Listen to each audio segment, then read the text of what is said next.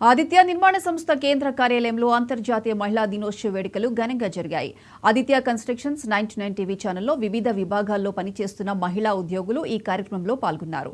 వేడుకల్లో భాగంగా cake cut చేసి పరస్పరం మహిళా దినోత్సవ శుభాకాంక్షలు చెప్పుకున్నారు. ఈ సందర్భంగా ఛానల్లో ప్రత్యేక కార్యక్రమాలు ప్రసారమయ్యాయి.